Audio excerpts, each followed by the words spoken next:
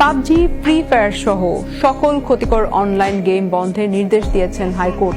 একই সাথে TikTok, Bigo live, PUBG, free fire, লাইকির মতো যত ধরনের ক্ষতিকর গেম এবং অ্যাপস বন্ধের নির্দেশ কেন দেওয়া হবে না জানতে চেয়ে রুল জারি করেছেন আদালত। দুপুরে বিচারপতি মোহাম্মদ মুজিবুর রহমান মিয়া ও বিচারপতি মোহাম্মদ কামরুল হোসেন মোল্লার সমন্বয়ে গঠিত ভার্চুয়াল বেঞ্চ এই বিষয়ে আদেশ দেন। রিটকারী আইনজীবী ব্যারিস্টার মোহাম্মদ হুমায়ুন কবির পল্লব এই তথ্য জানান। এই বিষয়ে শুনানি ও আদেশের জন্য দিন ঠিক করেছিলেন হাইকোর্ট।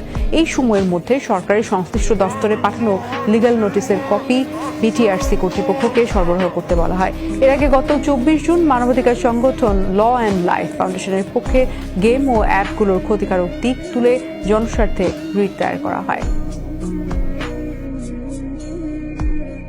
ইয়াং জেনারেশন তারা ভীষণভাবে পড়াশোনা বাদ দিয়ে সারা দিন রাত এই যে গেমস ডিস্ট্রাকটিভ ওয়েতে তারা এটা ব্যবহার করছে এবং নেশাক্ত হয়ে পড়ছে।